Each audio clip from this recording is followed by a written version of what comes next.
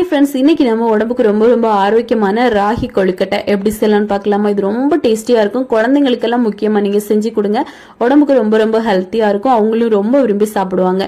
இதுல ஒரு பவுல், இதுக்காக ஒரு பவுல்ல 1 கப் அளவுக்கு ராகி, 1/2 கப் அளவுக்கு நாட்டு சக்கரை, இது கூடவே 1/2 கப் தேங்காய், கொஞ்சமா ஏலக்காய் பவுடர், கொஞ்சமா ஒரு பிஞ்ச் அளவுக்கு உப்பு சேர்த்து நல்லா மிக்ஸ் பண்ணி எடுத்துட்டு இதுல கொஞ்சம் கொஞ்சமா தண்ணி தெளிச்சு விட்டு நல்லா பிசைங்க. புட்டு மாவு பதத்துக்கு நல்லா பிசைஞ்சு எடுக்கணும். ஓரளவுக்கு நல்லா கெட்டியானதுக்கு அப்புறமா கையில பிடி கொழுக்கட்டை மாதிரி நம்ம பிடிச்சு எடுக்க போறோம். லேசா இந்த மாதிரி ரவுண்ட் ஷேப்ல பிடிச்சு எடுத்துட்டு அதுக்கப்புறமா உள்ளங்கை வச்சு இந்த மாதிரி ஒரே ஒரு அழுத்தி கொடுங்க.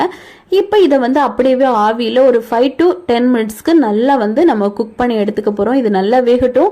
இப்ப வெந்ததுக்கு அப்புறமா பார்க்கலாம். இப்ப பாருங்க, ஒரு அளவுக்கு ஒரு 10 மினிட்ஸ் ஆயிடுச்சு. நல்லா குக் ஆகி வந்திருக்கு. இது ஆறுனதுக்கு அப்புறமா அப்படியே குழந்தைங்களுக்கு சர்வ் பண்ணி கொடுங்க.